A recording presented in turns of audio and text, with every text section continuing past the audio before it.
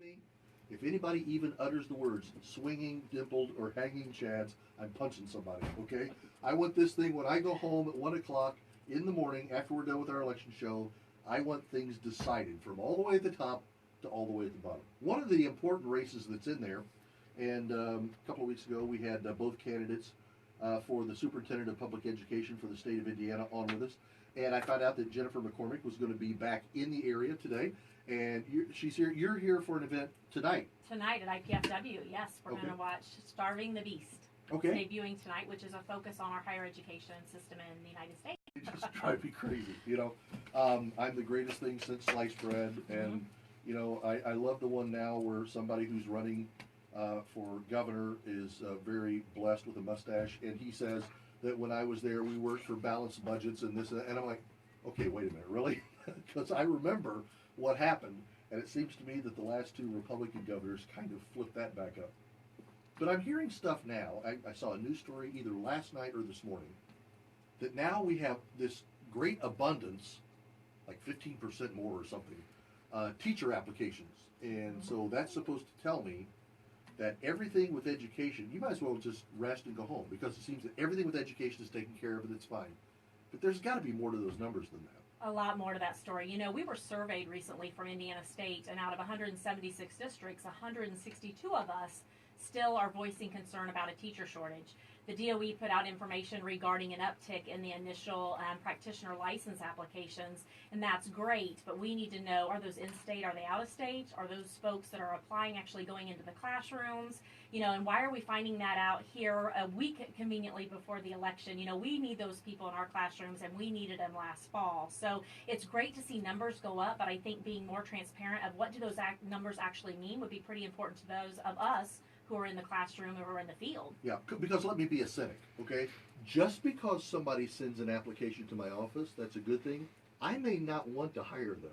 That's right. So this doesn't necessarily mean that everybody that would send you a teacher application is the exact thing that you want teaching your kids. So I mean, there's a lot of process to go through there. And many people go through the whole system in higher education. They have their credentialing, they apply for that license, and they choose not to go into the classroom for multiple reasons. Yeah. But there is, you're correct, a lot more to that story. A number that has always bothered me, and we came across this number about 4 years ago, and it was not an Indiana survey, it was a nationwide survey, that of all of the people that had received their teaching certificates within the last 5 years, 55% of them were no longer in a classroom, which tells me applications are fine, getting teachers in are fine, but somewhere the systems are screwed up somewhere to where teachers are not allowed to teach. Is that fair to say? We get so encumbered with all the politics of it and chasing numbers and race to the top and all that. Teachers just want to teach. Mm-hmm. And I go back to pay matters in addition to that. You know, we need to pay attention to what that looks like with the quality of living for people who are choosing to go into education. And it goes back to exactly what you said, autonomy in the classroom. When our teachers are tied up with tons of testing and assessment, and we need instructional time preserved, and that's just not the situation given the current Department of Education. Let me ask you this, because your opponent was here in the chair, I think either just before you or just after you a couple of weeks ago. And I asked her a question, and there was a bit of a dodge and weave there, which I kind of expected. Regardless of who ends up being governor of the state of Indiana, now I have a hope, and I think you hold out a hope, but if it's Mr. Holcomb or if it's Mr. Gregg, is there a high level of commitment from you that an educational department under you is going to commit to doing absolutely the most for schools, teachers, and students, regardless who's at the top? I realize it's a little easier if the guy at the top has the same exact vision of you, but if not, is there still some commitment, or am I going to read someday that you got mad and you walked out of a meeting, or you went off, or you went to Illinois, or Yeah, you know, the state superintendent, that is a privilege to serve in that position, but more than that, you have an obligation to lead, and you have an obligation to work with partners, and so you will not find me walking out of meetings, you will not find me not listening to people, their voice, you will not find me severing partners. I mean, that is extremely important. So I will get along with the governor regardless of who's elected, and I will work with that person. I will also work with our General Assembly. I will work with our local schools. We're still struggling to get calls returned. We're still struggling to get emails returned. You know, it's broader than that. We have to have those partnerships, but I am committed to doing that for the students of Indiana. Do you think that you have somehow been, not maybe better than everybody else, but uniquely qualified because you have worked in education at various levels. I mean, you basically walked a ladder in education as opposed to going from like a very low level and then let me just run straight into superintendent. I mean, you've walked up mountains to get where you are. Yeah, my experience has served me well, and it will continue to do that if I am elected as state superintendent. I've been a classroom teacher for 10 years. I was an elementary principal, an assistant superintendent over curriculum instruction and assessment, and now this is my 7th year as superintendent. So those experiences matter when you're making statewide decisions that impact the classroom, the building level, and the central office level. Let me do this. I need to take a quick break. Sure. And then we'll come back. Now, again, the event that you're at tonight at IPFW is at what time? Is that at 7? It is at 7. Okay. People can come? Sure, it's open to the public and it is free to attend. Okay, so that's out there at IPFW tonight, and I'm sure that Jennifer would like to take time to shake your hand and have a few words with you. She'll be back with me here in just a minute. First, let me talk to you about Healthy Weight Loss Solutions, which is a school district that's right there near Anderson, just north of Anderson. I've told you about this before, that Yorktown scared us to death when I was a senior in high school because the band came to state and they were very good, so just leave them home. So, the last time you were in town was the day that you had, I think it was your only debate. Sure. With Ms. Ritz. My understanding is pretty good reception for, I hate to say your performance, but for how you conducted yourself at the debate, and it seemed like even papers all around the state were making note of that. Yeah, we caught a lot of momentum off that. I think people really heard our message and liked our message and wanted to learn more. So we've had a lot of hits on our social media where then people did follow up. Like you said, the media really caught up with that, and so we got a lot of momentum based off that debate. I feel that was a true reflection of both candidates. What is the main function that you see going forward if you become the state superintendent? And you relate, like for example, here in our area, we have Fort Wayne Community Schools, East Allen, Northwest Allen, Southwest Allen, and then tons of other school districts that are under the sound of our voice here. But when you look at these individual school districts, I know you're not going to talk to every school district every day, but what does the relationship, do you think, between you in that office and the individual school boards and school districts, what does that look like? Well, you got to have partnerships, and obviously that takes communication. So getting that streamlined is going to be very important. You've got great schools across the state of Indiana, and their voices are not being heard right now, so we've got to fix that. Why are they not being heard? And forgive me, I don't want to just throw mud here, but do we have a superintendent and an administration of education right now that's a little deaf to the things that schools are trying to say? Yeah, I think it appears as if the state superintendent doesn't necessarily always want to work in partnerships with local levels or with business or with our General Assembly or obviously with the governor, and so that becomes a problem because we rely upon that. We cannot operate alone in isolation, so we have to have those great relationships with the field and with, our non-for-profits, our for-profits. We have to have that.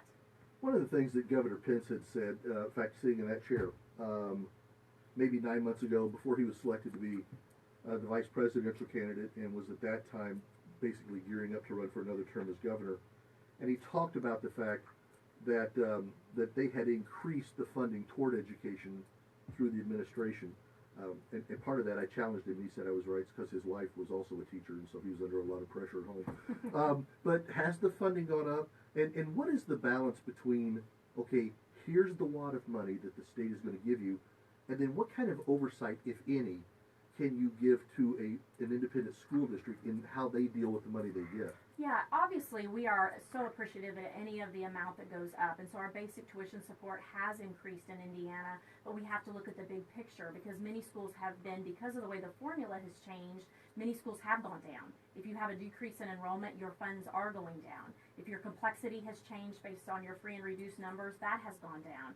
So if you're getting hit by the circuit breaker, which is property tax caps, your funding has significantly decreased. So although we appreciate any increase in the basic foundation, there's such a bigger picture, but that comes into where you have to have a state superintendent who understands budgeting, understands those folks that need to be brought into that conversation.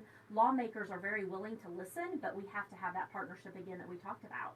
So do you see maybe as your role sometimes that you're actually sitting down over the governor's desk, or you're sitting down with the Speaker of the House or the President pro temp of the Senate, and you basically, with them, hammer out where numbers, if they can get numbers to this point, we really need to be here, and here's why we need it? I mean, do you see that as your role as kind of being the salesperson on behalf of the schools? Absolutely. I see the state superintendent has to be a voice for all of us in partnership with the professional organization. The school business officials need to be at the table, the principals association, the teachers association. We have to have everyone's voice at the table. But I do see the superintendent being the big voice to say, this is the actual, current, accurate information that's happening across the state. One size does not fit all. You have very differing districts out there in the state of Indiana. So, but yes, I see that to be a huge role that, you know, the state superintendent would play. And sometimes I see it too. I've seen it in a very abstract version. I see it, for example, in marching band, which sounds really dumb, but I always watch marching bands. It is very rare, for example, at the state level, when you go to state competition, that the schools that go are not high schools that are one school systems. And I think it's because a whole community is looking toward a school. Is it a balancing act for you to try and to interact with schools, and you're dealing with like a Homestead where everybody goes to one school, or a Northwest Allen where everybody goes to Carroll, and then you look at like a Fort Wayne community or an East Allen County where you've got 4 or 5 high schools, and it's a different mentality, isn't it? Sure. That's why one size does not fit all. We need to have a lot of different voices at the table to hear what those needs are. But the department has got to get back to providing that role of they have to be support and they have to be guidance. And we've got away from that. So where many school districts are asking for help, asking for guidance, we simply don't have that right now because the schools, like you mentioned, they're so diverse. Their needs are so different. We need to pay attention to that and acknowledge that. But then what can we do to help support that? Yeah. This always comes up anytime we talk about education on here. Where do you think we are on testing? And shocked. Wow. Yeah. And where do you think, in a perfect world, where do you think testing should go? I mean, even if you can't get it there, what would be for you? Because I remember, you know, I went to school back when we rode dinosaurs. Okay, I graduated in '72. Okay, but I mean, we had forms of testing. We had to know, you know, we had to take college entrance tests and things like that. What should testing look like, and what should we really expect testing to do for us? You know, in Indiana, we need to look at it as a K-12 system of assessment versus one single state mandated assessment because we're beyond that. The conversations from the department have been very focused on one single assessment, the I-STEP. And so given the mess with that current assessment, the administration of it, having results returned in a very untimely manner, and then when we do get results, local schools are having trouble accessing them, coming up with a way to even look at the data in a very formative way. But we need to look at a whole system of, you know, formative assessments, which you would give quite often, interim assessments, which may be given 2 or 3 times a year or 3 or 4, and then that summative. The law requires certain things that we have to obviously hit those mandates, but the time we're taken to assess is what we're all very much in question of. What I would argue, you know, we've still not even seen the spring 2017 assessment times. How much time are we going to be spending this coming spring? We probably won't know that until, surprisingly, after the election, but I would challenge that we need to see those numbers now to know what we're going to be up against in 17. The assessments need to be nationally normed, in my opinion, so we know how we're competing nationally, but we got to get that time down so that it's manageable. I know there was a big debate some years back that, well, you should do the testings at the end of the school year before they go off to summer vacation and summer fog sets in, as opposed to when you do it when school starts back. It seems like they did nothing but take a month to ramp up to be ready for a test. Then you did the testing. So you're 5 weeks in before you even really start teaching anything new to the kids. Do you prefer a late spring, do the testing, go home, and as opposed to next year? I do. I prefer a late spring because it really gives us a good indication on who is graduation ready, who's on track. Whether you're a 3rd grader or an 8th grader, we need to know how we're doing toward that end goal. So that is extremely important. But again, I mean, getting that time down is going to be key. I'm not anti-assessment. There is a role that assessment plays. We gave the I-STEP since 1987, really without any issue until the last 3 years. And so, you know, we can make this happen. Indiana can do this, but we just need to be smart, be diligent in making sure we have all the information and then make a really great decision. 1 minute left. You've been going all over the state, and you speak to a lot of groups. What are you hearing? What are teachers coming up and saying to you? Because even when I talk education on here, I'll get teachers that'll call and they'll say, I can't tell you my name, I can't tell you my school system. They'll send me emails, please don't use my name. when a teacher walks up to you in confidence, what are they saying? You know, there is still a lot of frustration. People are worried about pay and benefits. People are worried about the lack of autonomy. People are very concerned about assessment not being tied to their evaluation and how that's happening. People are really worried about the accountability on how the state is doing that at this point. But more than anything, I hear from those folks, you know, pay us what we deserve to be paid for a very complex job. Let us teach and let us do our job. They're not anti-assessment or anti-accountability, but given the current situation with the department, a lot of frustration is out there in the field. And I understand it being a superintendent. My husband's a teacher in our high school. You know, I understand that frustration and I share in that frustration. Yeah, and I always get emails from people in the general public that don't get it either. Well, what are they griping about? I mean, I wish I could work every day starting at 8:30 and be done at 3 and that's it. That's somebody that doesn't get what being a teacher is all about. That's correct. Yeah, you don't shut that baby off, okay? You don't shut it down. Yeah, you're grading papers while you're watching the 11 o'clock news.